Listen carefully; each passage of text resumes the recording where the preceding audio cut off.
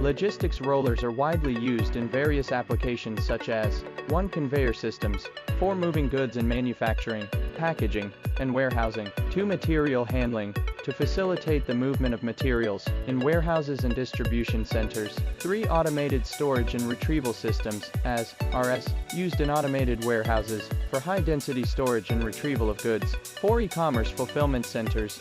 4. Efficient order picking and packing processes in online retail. 5. Packing and packaging lines, to move packaged goods along the line for further processing or shipping.